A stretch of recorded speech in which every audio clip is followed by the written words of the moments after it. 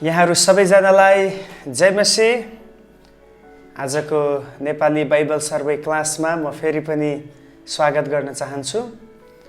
अनि आउनुहोस् हामी आजको यो क्लासलाई प्रार्थनाको साथमा सुरु गर्नेछौँ। प्रभु, हामी तपाईको चरणमा आउँदछौँ। तपाईको सर्वोच्च नाउँलाई हामी धन्यको भन्दछौँ। प्रभु, तपाईले हामी माथि प्रभु सधैँभरि आफ्नो प्रकाशन हामीलाई दिनुहुन्छ र हामी जिउन सकौँ, हामी अगाडि बढ्न सकौँ भनेर तपाईँ हामीसँग बोल्नुहुन्छ। यसको लागि धन्यवाद दिन्छौँ। गएको दिनहरूमा जस्तै आज पनि पवित्र आत्मा तपाईँले हामीलाई अगुवाई गर्नुहोस्। यो क्लासको प्रभु सुरुदेखि अन्तिमसम्म तपाईँले हामीलाई सिकाउनुहोस्। विशेष गरी प्रभु आज हामीले प्रभु जुन विषयलाई हेर्दैछौँ, जुन पुस्तकलाई लेटरलाई हेर्दैछौँ, तपाईले विशेष हामीलाई त्यो बुझ्ने, भित्री कुराहरू बुझ्ने ज्ञान हामीलाई दिनुहोस्। हाम्रो समझलाई तपाईले खोलिदिनुहोस्। हाम्रो जीवनमा एउटा नयाँ काम गर्नुहोस्। धन्यवाद छ प्रभु।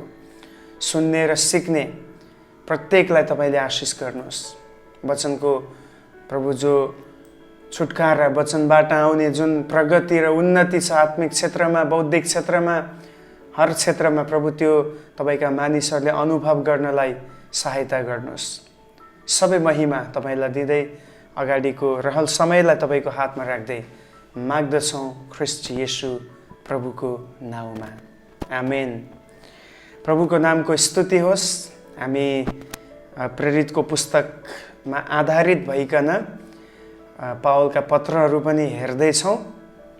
हिजोको क्लासमा हामीले हेऱ्यौँ पावलको थर्ड मिसनरी जर्नी, तेस्रो मिसनरी यात्रालाई हामीले हिजोको क्लासमा हेरेका थियौँ। अनि यो तेस्रो क्लासमा चाहिँ हामीले यही कुरा बुझ्यौँ कि उनले त्यो ठाउँमा रहँदाखेरि, विशेष गरी एफिसस भन्ने सहरमा उनी 2 वर्षसम्म रहे र त्यो 2 वर्ष रहँदाखेरि उनले कोरिन्थीको मण्डलीलाई 2वटा पत्रहरू लेखेर पठाए। साथमा उनले रोमीको पत्र पनि लेखी पठाए। अब आजदेखि हामी पावलले लेखेका ती पत्रहरूलाई सम्बोधन गर्नेछौँ। एउटा क्लासमा एउटा लेटरलाई हामी हेर्नेछौँ। धेरै डिटेलमा हामी स्टडी जाने छैनौँ, किनभने हाम्रो बाइबल सर्वेको क्लास निकै लामो भएको मैले अनुभव गर्दैछु। अनि आउनुहोस् हामी अगाडि बढौँ। पहिलो कोरिन्थीको पत्र उनले एफिसस सहरमा हुँदाखेरि उनले लेखेर पठाए। अनि यो अब सहरको कुरा गर्नुपर्दा या यो मण्डलीको बारेमा हामीले बुझ्दाखेरि कोरिन्थीको मण्डली चाहिँ एक किसिमले सर्वसांसारिक कुराले भरिएको सहर र त्यो मण्डली थियो। किनभने त्यहाँ चाहिँ एकदमै धेरै चारैतिरका मानिसहरू, होइन, कस्मोपोलिटेन भनाइ गर्छ, विश्वव्यापी मानिसहरू त्यो ठाउँमा पाइन्थ्यो र सबै देशका कुराहरू, कल्चरल कुराहरू पनि त्यहाँ पाउँथ्यो। किनभने यो चाहिँ एउटा व्यापारिक दृष्टिकोणले एकदमै बलियो थियो। अहिलेको दुबईहरू जस्तै व्यापारको क्षेत्रमा बिजनेस पर्पजमा मान्छे त्यहाँ आउँथे। अनि त्यसको पछाडिको कारण चाहिँ त्यहाँ पोर्ट थियो, सी पोर्ट थियो, समुद्री बन्दरगाह भन्छ। यानि कि सबै देशहरूलाई जोड्ने एउटा पोर्ट, बन्दरगाह त्यहाँ भएको कारणले धेरै मानिसको आवत जावत हुने गर्दथ्यो, जसले गर्दा विश्वभरिका मानिसहरूको संस्कृति र त्यो सर्वसांसारिक कुराहरू त्यो ठाउँमा हुनु स्वाभाविकै छ। अनि यो कोरिन्थी जुन सहर छ त्यसको मुख्य स्थान भनेको चाहिँ अखैया हो, जहाँ पावलले धेरै मेहनत गरेको हामी देख्छौँ। यो सहर मूर्ति पूजा, आइडोल्ट्री र एडल्ट्रीले भरिएको सहर थियो। मूर्ति पूजा र व्यभिचार, किनभने जहाँ धेरै रुपियाँ पैसाको चलखेल हुन्छ त्यहाँ व्यभिचार स्वत हुन्छ र साथै बहुधार्मिक मानिसहरू यो ठाउँमा भएकोले धेरै मूर्ति पूजाका कुराहरू, मूर्तिहरू यस ठाउँमा भएको हामी पाउँछौँ।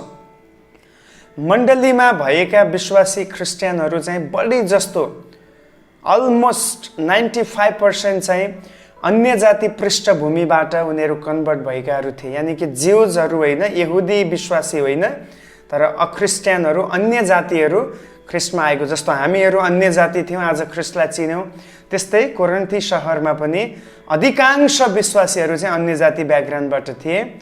पावलले दोस्रो मिसनरी यात्रामा सुरु गरेको मण्डली यो थियो। हामीले हेरिसक्यौँ उनले कोरिन्थी सहरमा 18 महिना उनले त्यहाँ लगानी गरेर यो मण्डलीलाई सुरु गरेको हामीले देखिसकेका छौँ। अब यो पुस्तक कोरिन्थीको पहिलो पत्र, दुईटा पत्रहरू छ। पहिलो पत्र लेखिनुको उद्देश्य चाहिँ to identify problems in the Corinth church, मण्डलीमा भएका समस्याहरूलाई, कोरिन्थी मण्डलीमा भएका समस्याहरूलाई आइडेन्टिफाई यानि कि पत्ता लगाउनु, के थियो समस्या। समाधान त्यति बेला आउँछ जब समस्या पत्ता लाग्दछ। Without finding the problems there is no solutions. समस्याहरू पत्ता नलगाइकन त्यहाँ कुनै पनि समाधान पनि हुन सक्दैन। So if you want to get solution, then you should find the problem first. Okay, अनि त्यसको साथसाथै टु अफर सोल्युसन्स, समस्या पत्ता लगाए त्यसपछि त्यसको लागि समाधान पनि उनीहरूलाई बताउनु, र त्यसपछि and to teach the believers how to live for Christ in corrupt society, र विश्वासीहरूलाई कसरी भ्रष्ट भएको संसारमा या समाजमा ख्रिस्टको लागि जिउनु हामी सक्छौँ भनेर सिकाउनु उद्देश्य। तीनटा कुरा यहाँ आयो। एउटा चाहिँ समस्याहरूलाई पत्ता लगाउनु, टु आइडेन्टिफाई द प्रब्लम्स। दोस्रो चाहिँ अफर द सोल्युसन्स, समाधानहरूको बारेमा बताउनु। तेस्रो चाहिँ to teach the believers how to live for Christ in corrupt world या करप्ट सोसाइटी, मिन्स भ्रष्ट समाजमा कसरी हामी ख्रिस्टको निम्ति जिउन सक्छौँ भनी सिकाउनु। सो यो तीनटा उद्देश्य यो पुस्तकभित्र हामी पाउँछौँ।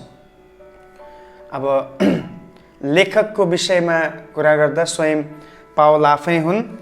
अब 1 पदमा पढ्ने बित्तिकै परमेश्वरको इच्छाद्वारा ख्रिस्ट येशूको प्रेरित हुनलाई बोलाइएका पावल र हाम्रा भाइ सोस्थेनसबाट, मिन्स त्यहाँ एउटा नाम आएको छ, त्यो नाम हो पावल। यानि कि पावल आफैले यो मण्डली सुरु गरेको कारणले अहिले उनले, पावलले जुन कोरिन्थीको मण्डलीको हालचाल बुझे, त्यहाँ भएका गडबडीहरू उनले बुझे, धेरैवटा इस्युजहरू आए, त्यसपछि उनी चुप लागेर बस्न सकेनन्। So he wrote the letter to address the church of Corinth. Okay, he wanted to go to Corinth city, but he didn't go because of the persecution and the opposition, but he utilized his brain, okay, and he wrote the letter to the Corinth church. So he was the author of this letter. अनि अगाडि बढ्दै जाँदा मुख्य दर्शकहरू, okay, अडियन्सहरू, original audience कसलाई उनले सम्बोधन गरे भन्दा अभियसली कोरिन्थीको मण्डलीलाई उनले सम्बोधन गरेर लेखे। अनि रिटर्न डेट, हैन, यो लेखिएको मिति चाहिँ अब 55 एडीतिर लेखिएको थियो। पावलको तेस्रो मिसनरी यात्राको अन्ततिर एफिससबाट उनले यो पत्र लेखी पठाएको हामी पाउँछौँ। तपाईलाई याद छ नि, तेस्रो मिसनरी यात्रा 52 मा सुरु गरे, 52, 53, 54, 55, यो 55 को अन्ततिर उनले एफिसस सहरबाट लेखेर पठाएको हामी पाउँदछौँ। अब यो पत्रमा भएको की पर्सन्सहरू, मुख्य व्यक्तिहरू भनेको पहिलो त स्वयं पावल हुन्। अब धेरैको कुरा पावलको बारेमा आइसक्यो, त्यसकारण धेरै एक्सप्लेन गरिरहनु खाँचो छैन। उनले नै स्टार्ट गरेको मण्डली भएको कारण उनको चासो छ मण्डलीप्रति र उनको अधिकार पनि छ। Okay, he has an authority to teach the church because he himself, spent a lot of time. He spent more than 18 months in Corinth city, and he established the church. He preached the gospel. That's why he has an authority to teach and to correct the believers of Corinth. So he is the main person. अनि दोस्रोमा अब यहाँनिर सोस्थेनस भन्ने नाम आएको छ। तपाईले त्यहाँ पढ्दा थाहा पाउनुहुन्छ। सोस्थेनस अब सोस्थेनेसको बारेमा त्यति धेरै जानकारी छैन। डेफिनेटली उनको सङ्गी चेला, उनले प्रभुमा जितेको र उनलाई सेवामा मद्दत गर्ने चेला हुन् भनेर धेरै विज्ञले भन्दैछन्। अनि अरू अब तिमोथी त्यो ठाउँमा मेहनत गरेको व्यक्ति थियो, साथै सिलास, यिनीहरूले निकै कोरिन्थ सहरमा मेहनत गरेको हामी पाउँदछौँ। अब यहाँ बताइएको मुख्य स्थान की प्लेस भनेको चाहिँ वर्शिप मिटिङ्स इन कोरिन्थ, यानि कि आराधना सङ्गतिको स्थान कोरिन्थी सहरमा भएको मण्डलीको आराधना स्थान। अब कोरिन्थीको पहिलो पत्रमा अधिकांश कुराहरू चाहिँ आराधना सम्बन्धी त्यहाँ डिस्कसनहरू भएको हामी देख्छौँ। अब कति कुराहरू त्यहाँ प्रभुभोजको कुरा आराधनाको के सम्बन्धमा आउँछ। आराधना भन्नाले फेरि म एउटा सानो पाठलाई हामी भेला भएर गाना गाएर ताली बजाउँदै अनि अन्य भाषा बोलेर आराधना गर्ने कुरा गरेको भने as a whole service of the church, मण्डलीको पुरा सेवा, त्यसमा जे पनि आउँछ, भलाइ गर्ने काम पनि आउँछ, प्रभुभोज पनि आउँछ, त्यहाँ चाहिँ अब अभिषिक्त जनहरूको सेवकाई आउँछ, भजन गाउने कुरा आउँछ, प्रार्थनाको कुरा आउँछ, अन्य भाषा, अगमबानी, सबै कुरा, entire the service of church, मण्डलीको सम्पूर्ण सेवाहरू नै आराधनामा आउँछ बाइबल अनुसार। सो कतिचोटि हामी चाहिँ के गर्छौँ, आराधना भन्ने बित्तिकैलाई सानो बनाउँछौँ। ओके, वी मिनिमाइज इट, हामी यसलाई एकदमै घटाउँछौँ, कन्साइज भन्छ नि, ठुलोलाई सानो बनाउने। But Bible always says about the worship is the whole service, the entire service of our church. हाम्रो मण्डलीको सम्पूर्ण सेवालाई नै आराधनाको रूपमा बाइबलले बताउँछ। सो हाम्रो माइन्ड अलि फराकिलो बनाउनु पर्छ। जब आराधना भन्ने शब्द आउँछ, let us make a wide concept about it. Okay, so पावलले अब यहाँ सम्बोधन गरेको स्थान चाहिँ अब कुनै सिटी भन्दा पनि चर्चलाई, आराधनामा भेला हुने कुरालाई उनले सम्बोधन गरेको छ। सो स्थानमा त्यही आउँछ, सङ्गतिको स्थान, कोरिन्थी मण्डलीको सङ्गतिको भेलाको कुरा, मिटिङको कुरा आउँदछ। र की वर्स यो पहिलो कोरिन्थीको मुख्य चाबी पद हो, 1 अध्यायको 10 पद।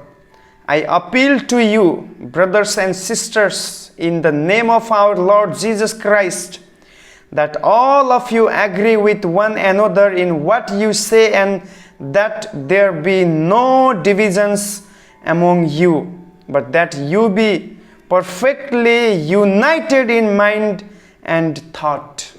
Amen. नेपालीमा पढिहालौँ। भाइ हो, हाम्रा प्रभु येशू ख्रीष्टको नाउँमा म तिमीहरूलाई आग्रह गर्दछु कि तिमीहरू सबै एउटा अर्कासँग सहमत हो, be united with each other, र तिमीहरूको माझमा केही फुट नहोस्, तर तिमीहरू एकै मन र एकै विचारका हो। हालेलुया। That was the intention of Paul to write the letter to Corinth church. कोरिन्थीको मण्डलीलाई पत्र लेख्नुको पछाडि उनको नियत यही थियो कि तिमीहरू विभाजित नहो। Do not be separated.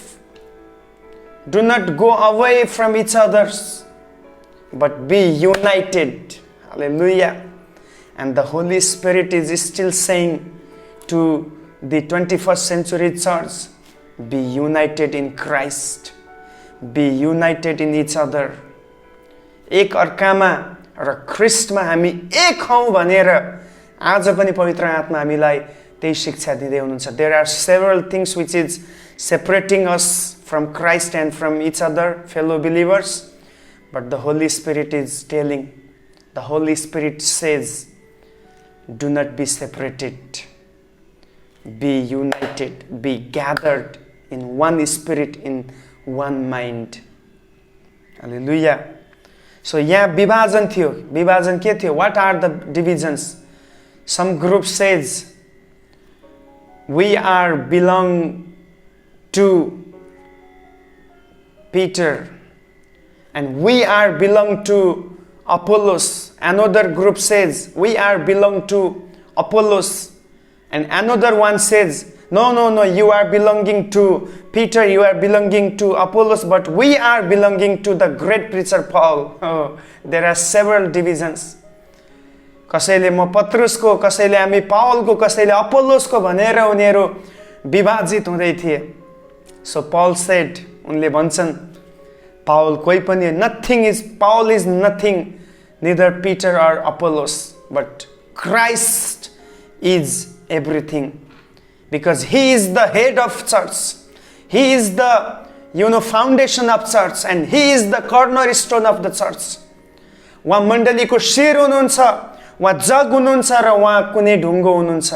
Without foundation, without cornerstone, without head, there is no church. Okay? So पावलले यही कुरा यस ठाउँमा फोकस गर्दैछ कि be united, be gathered in one spirit.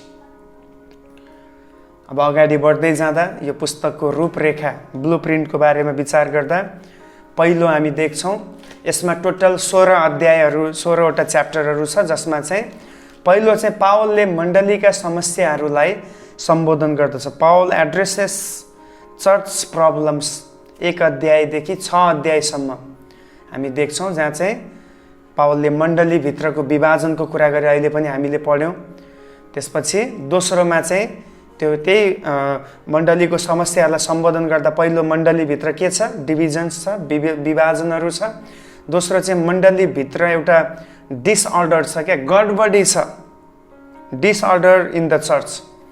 मण्डलीभित्रको गडबडी, त्यहाँ बेविचार हुन्छ रे, त्यहाँ चाहिँ मूर्तिलाई चढाएको खाना खान्छ रे, इत्यादि कुराहरू त्यहाँ आएको थियो.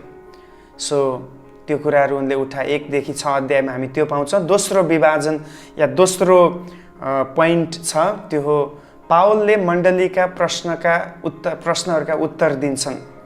पावल एन्सर्स चर्च क्वेश्चन्स 7 देखि 16 अध्यायमा पावलले मण्डलीका प्रश्नहरूका उत्तर दिन्छन्. अब त्यसमा चाहिँ के कुराको उत्तर दिँदैछ उनले, अब के शिक्षा दिँदैछ. Instruction on Christian marriage, Christian विवाह सम्बन्धी शिक्षा दिएका छन्. Instruction on Christian freedom, Christian स्वतन्त्रता सम्बन्धी शिक्षा दिएका छन्. इन्स्ट्रक्सन अन पब्लिक वर्शिप, सामूहिक आराधना सम्बन्धी शिक्षा दिएका छन्. एन्ड इन्स्ट्रक्सन अन रिजरेक्सन, पुनरुत्थान सम्बन्धी शिक्षा दिएको हामी पाउँदछौँ. सो मोटामोटी यो पुस्तकको रूपरेखा यो छ. अब हामी मेगा थिम्सतर्फ पनि जाउँ. हामी एउटा क्लासमा एउटा लेटरलाई हेर्ने कोसिस गर्छौँ, किनभने अरू धेरै कुरा हामीले हेर्नुपर्छ. म आशा गर्छु तपाईँहरू आशिषित हुँदै हुनुहुन्छ. अब लामो त जाँदैछ बाइबल सर्वे, मेरो विचारमा 5 महिनाको कोर्स बन्ने भयो. प्रकाशको पुस्तकसम्म आइपुग्दा लगभग 5 महिना हुन्छ होला. तर याद गर्नुहोस्, यो 5 महिना तपाईँको लागि नजानिदो प्रकारले पुरा बाइबललाई सिक्ने एउटा अवसर बनेको छ. I hope so that. अब पहिलो यसमा मेगा थिम्सहरूको कुरा गर्दा पनि यसमा 5 वटा मेगा थिम्सहरू छ, जसमध्ये पहिलो चाहिँ हामी देख्छौँ लोयल्टिज मिन्स इमान्दारिता. कोरिन्थीको विश्वासीहरू फरक प्रकारको अगुवाहरू र शिक्षकहरूमाथि भर परेका थिए. Okay, they were relying around various church leaders and teachers. Means some were relying on Peter, some were relying on Paul, some were relying on Apollos. Means धेरै अलग अगुवाहरूमाथि उनीहरू भरोसा गर्दैथे र उनीहरूको शिक्षामाथि भरोसा गर्दैथे. यो इमान्दारिताले उनीहरूलाई बौद्धिक घमण्डतिर लग्यो र जसले पछि मण्डलीमा फुट ल्यायो. मिन्स कतिले यो भन्थ्यो होला पिटर सबैभन्दा ठुलो अगुवा, पत्रुस ठुलो अगुवा, किनभने प्रभुले चुन्नु भएको र प्रभुले जिम्मा दिनुभएको अगुवा, पुरानो अगुवा, सिनियर अगुवा. अहिले पनि धेरैचोटि त्यही हुने गर्छ. सिनियर भनेपछि ओहो उसलाई कसैले पनि अब हल्लाउन सक्दैन. तर स्वर्ग राज्यमा सिनियर र जुनियर हुँदैन. There is no seniority and juniority in the kingdom of God. We all servants are equal before the Lord. Okay, यो कुरालाई तपाईले लेखेर राख्नु होला. कुनै पनि ठुलो सेवक र सानो सेवक हुँदैन। No no no. कसैलाई प्रभुले ठुलो काम दिनुभयो होला, कसैलाई सानो दिनुभयो, तर दुवै काम प्रभुको नजरमा बराबर छ। हाम्रो नजरमा, हाम्रो कन्सेप्टमा त्यसलाई हामीले ठुलो र सानो बनाउँदैछौँ। सो यहाँ त्यो कुराले घमण्ड ल्याउँदै थियो र जसले गर्दा उनीहरूलाई के गर्यो? अन्तिममा विभाजित गर्यो। ओ म त फलानो ग्रुपको, म किन पत्रुसको कुरा सुनौँ? म त अपोल्लोसले मलाई मेहनत गरेको छ हामीमाथि, हामी किन पावलको कुरा सुन्छौँ? इत्यादि कुराहरू आए। हाम्रो इमान्दारिता र बुद्धि अगुवाहरूमा हुँदा यसले मण्डलीभित्र अलग अलग समूह बनाउनु हुँदैन। अहिलेको मैले समयमा देखेको एउटा ठुलो समस्या के हुन्छ भने मानिसहरू अगुवाहरूमा यस्तो नियत हुन्छ, उनीहरू एउटा छुट्टै झुन्ड बनाउन चाहन्छन्। कुनै मण्डलीमा गयो भने त्यो विश्वासीहरूलाई कसरी हुन्छ मिठो मिठो कुरा गरेर उनीहरूलाई आफ्नो बसमा पार्न खोज्छन्। अनि कति त मैले यस्तो पनि सुन्दैछु, कति चाहिँ अरू मण्डलीको विश्वासीहरूबाट पनि भेटी र दशवांशहरू माग्दैछन्।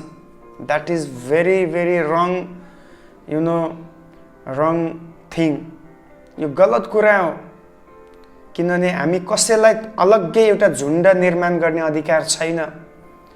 जुन मण्डलीमा तपाईँ बिलङ गर्नुहुन्छ त्यो मण्डलीको अगुवाको अधीनमा तपाईँ बस्नुपर्छ र त्यो ठाउँमा एउटै मण्डलीमा छुट्टा छुट्टै झुन्ड बन्ने अधिकार प्रभुले दिनुभएकै छैन।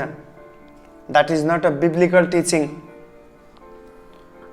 हामीले हाम्रो सङ्घीय विश्वासीहरूको वास्ता गर्नुपर्छ। हो, कतिजना अब कमजोर हुन्छ, नयाँ हुन्छ, दुर्बल हुन्छ, कति पापमै गिर्ने हुन्छ।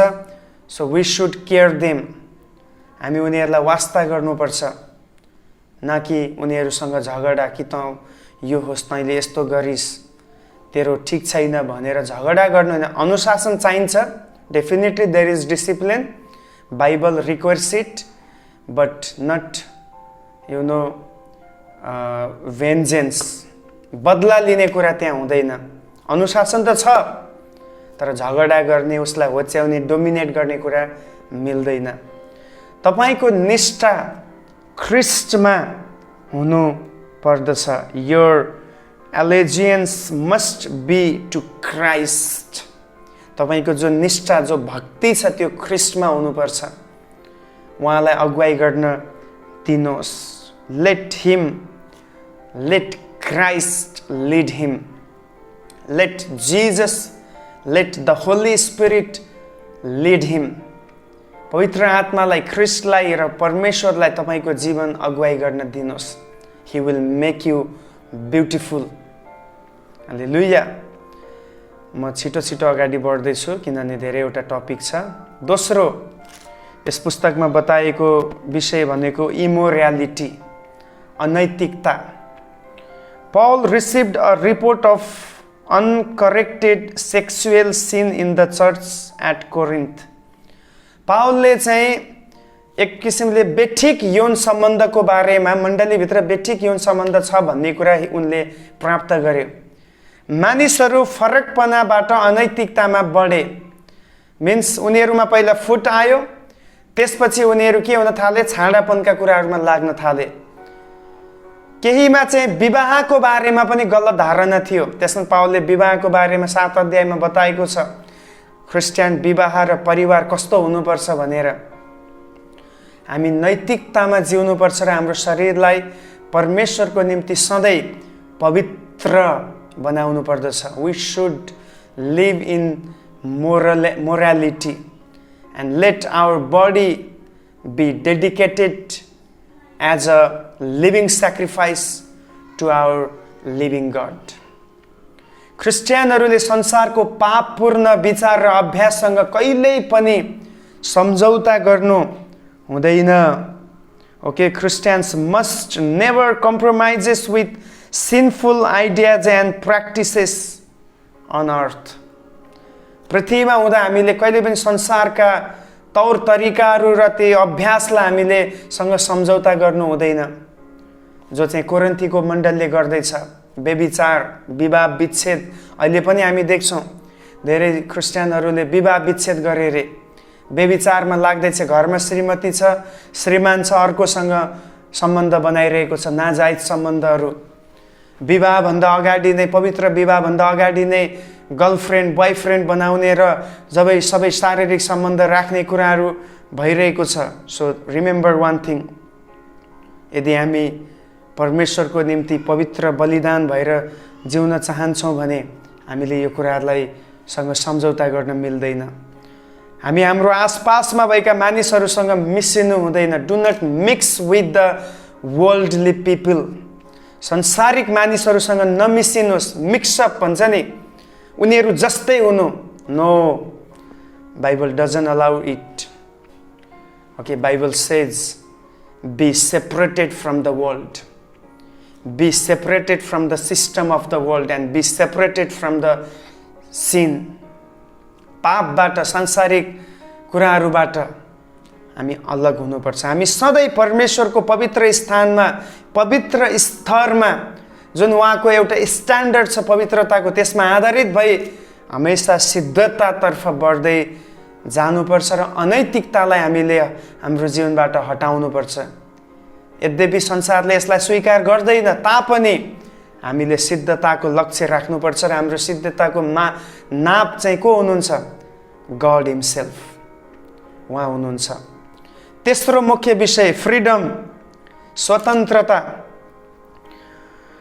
Paul taught freedom of choice on practices not expressly forbidden in scripture. पावलले स्वतन्त्रताको छनौट त छ, तर धर्मशास्त्रले मनाई गरेको कुरालाई अभ्यास गर्नु चाहिँ हुँदैन, जुन फर्बिडन भन्नाले मनाई गरिएको छ। अब हामी त स्वतन्त्र छौँ, हरेक कुरा हामी छनौट गर्न सक्छौँ, तर बाइबलले मनाई गरेको कुरालाई अभ्यास गर्न चाहिँ हामीलाई अनुमति दिएको छैन। हामी स्वतन्त्र छौँ धार्मिकताको कामको निम्ति, पापको निम्ति होइन। केही क्रिस्चियनहरू निश्चित महसुस गर्छन्, यानि कि अब हामी स्वतन्त्र भइसक्यौँ, हामी जसरी पनि हाम्रो लाइफस्टाइल जिउन सक्छौँ, जे खाँदा पनि हुन्छ, जस्तो लगाउँदा पनि हुन्छ, जसरी हाम्रो जीवन अगाडि बढाउँदा पनि हुन्छ भन्ने सोच्छन्। तर बाइबलले क्राइटेरिया तोकेको छ। अब मासु खानु पाप होइन, तर बाइबलले यही भन्छ, यदि तिमीले मासु खाएको कारण तिम्रो भाइको आत्मिक जीवनमा ह्रास आउँछ भने तिमीले यसलाई इग्नोर गर्नुपर्छ। हालेलुया। आज कतिमा यो एटिट्युड छ, म जे पनि गर्छु यसले मेरो भाइलाई आत्मिकतामा बढाउने वातावरण हुनुपर्छ। यदि यो विचार हामीमा छैन भने चाहिँ हामी हाम्रो भाइलाई या हाम्रो मानिसहरूलाई प्रेम देखाउन सक्ने छैनौँ। हामीले जे पनि गरौँ अरूलाई बाधा हुने प्रकारले हाम्रो स्वतन्त्रतालाई हामी प्रयोग गर्न सक्दैनौँ। Yes, of course we are free in Christ, but remember मानिसहरूको अगाडि हामी होसियार हुनुपर्छ। हामीले अरूलाई कहिले पनि ठेस पुग्ने कुराहरू गर्नुहुन्न र त्यस्तो गर्न उत्साह पनि दिनुहुन्न। प्रेमले हाम्रो व्यवहारलाई अगुवाई गरेको हुनुपर्छ। Let the love lead our behaviour. Yes, let the love of Christ lead our behavior. ख्रिस्टको प्रेमले हाम्रो व्यवहारलाई अगुवाई गर्न सकेको होस्। चौथो विषय वर्शिप, आराधनाको विषय। पावलले आराधनामा नमिलेका कुराहरूलाई, डिसअर्डरका कुराहरूलाई उनले सम्बोधन गरेका छन्। मानिसहरू पहिले पश्चाताप नगरिकनै कतिचोटि होली कम्युनियनमा, प्रभु भोजमा उनीहरू सहभागी हुन्थे, यानि कि एउटा जेनरल भोज जस्तै उनीहरू प्रभु भोजलाई लिन थाले। उनीहरू पापमा पनि मिसिँदैछन्, व्यभिचार पनि गर्दैछन्, प्रभु भोज पनि लिँदैछ। उनीहरू बहुविवाह पनि गरेको छ, यता प्रभु भोज पनि लिएको छ। So Paul rebuked them. पावलले उनीहरूलाई कराउँछन्, डाँट्छन् कि यो मिल्दैन। प्रभु भोज लिने व्यक्तिले आफैलाई जाँच्नु खाँचो छ। यदि तिम्रो जीवनमा त्यो कन्फिडेन्स छैन, त्यो सिद्धताको निश्चयता छैन भने तिमी यो सेवाबाट अलग हुनु भनेर उनले भन्दछन्। तिनीहरूले आत्मिक वरदानहरूलाई दुरुपयोग गर्दै थिए। यस, कतिजना अन्य भाषा बोल्ने जुन थिए, कति अगमबानी गर्ने थिए, कति पवित्र एउटा कुरा चाहिँ के भने कोरिन्थीको मण्डली आत्माको वरदानले भरिपूर्ण मण्डली थियो, but they did not utilise it in order. They were misusing the gift of the Holi Spirit. पवित्र आत्माको वरदानलाई उनीहरू मिसयुज गर्दै थिए। आफ्नो घमण्डको निम्ति, आफ्नो नामको निम्ति, अरूलाई देखाउनको निम्ति गर्दै थिए। अनि आज पनि यो अक्सर चर्चहरूमा देखिने गर्छ। पवित्र आत्माले धेरैलाई अभिषेक गर्नुहुन्छ, तर उनीहरूबाट त्यो अभिषेक यस कारणले गुम्छ किनभने they really do not know how to utilize the gift of the Holi spirit. आराधनालाई व्यवस्थित र ठिकसँग सञ्चालन गरिनु पर्दछ भन्ने उनले शिक्षा दिएका छन्। साथै उनले मण्डलीमा स्त्रीहरूको भूमिकाको बारेमा पनि स्पष्ट पारेका छन्। The role of the woman in the church, मण्डलीमा स्त्रीको भूमिका के छ भन्ने कुरा उनले स्पष्ट पारे। मलाई धेरै व्याख्या गर्ने समय छैन, मेरो समय सकिसक्यो, त्यसकारण म छिटो जाँदैछु। बाइबल पढ्नु होला तपाईँहरूले। हरेक कुरा जो हामी उहाँको लागि गर्छौँ परमेश्वरलाई उच्च आदर दिएर गरिनु पर्दछ। Whatever we do in the kingdom of God we should give the full respect, the high respect to our heavenly father.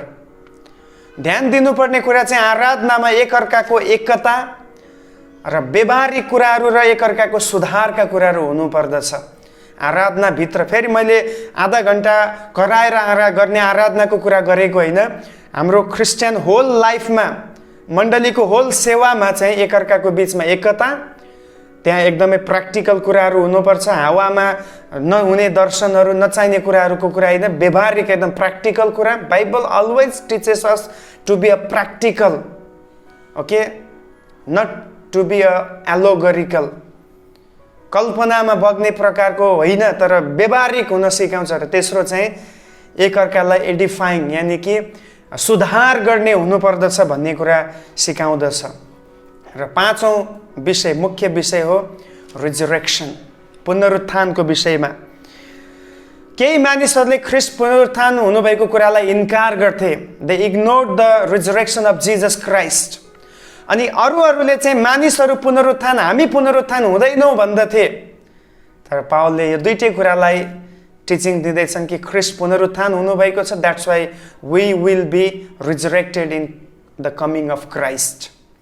ख्रिस्टको आगमनले हामीलाई यो आश्वासन दिन्छ कि मृत्युपछि हामीले नयाँ महिमित शरीरलाई प्राप्त गर्नेछौँ। हालेलुया। We are going to be transformed in the glorious flesh, glorious body. एउटा महिमित शरीरमा हामी ट्रान्सफर्म हुन जाँदैछौँ। पुनरुत्थानको आशा नै क्रिस्चियन निश्चयताको विशेषता हो। यस, हामीमा पुनरुत्थान छ, त्यो कुरामा हामी आशा गर्छौँ। यही नै हाम्रो क्रिस्चियन जीवनको जुन निश्चयता छ, त्यसको विशेषता, त्यसको एउटा क्वालिटी भनौँ, यसको एउटा बलियो पक्ष भनेकै we will be resurrected with Christ. हामी ख्रिस्टसँग पुनरुत्थान हुँदैछौँ। And that is our hope, that is an ultimate hope. जब हामी जीवनको लागि पुनरुत्थान हुन्छौँ, हाम्रो जीवन व्यर्थ जाने छैन।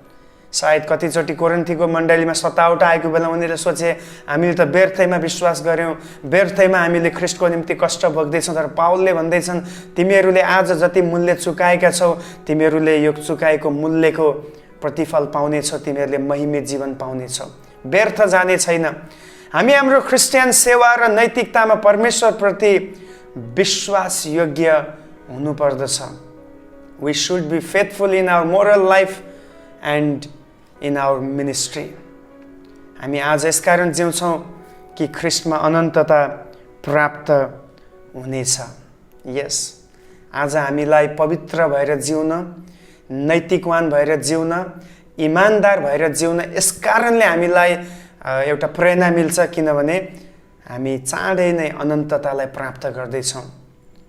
If you are not faithful, if you are not living a moral life, if you are not faithful in your ministry, then you will not see the eternal life. You will not see the eternity. So आजको क्लासबाट, कोरिन्थीको पत्रबाट धेरै कुराहरू छिटो छिटो मैले बताएँ। यसलाई तपाईँ गौर गर्नुहोस्, मनन गर्नुहोस्, प्रार्थना गर्नुहोस्। प्रभु, पावलले कोरिन्थीको मण्डलीमा सिकाए अनुसार मेरो जीवनमा सुधार के गर्नुपर्छ र मैले के कुरालाई अझ बलियो बनाउनु पर्छ, के कुरालाई हटाउनुपर्छ, के कुरालाई अझै स्ट्रङ बनाउनुपर्छ भन्ने कुराको प्रश्न हामी एकअर्कालाई गर्न सकौँ। प्रभुले आजको क्लासबाट यहाँहरू सबैलाई आशिष दिउन्। जय मसीह।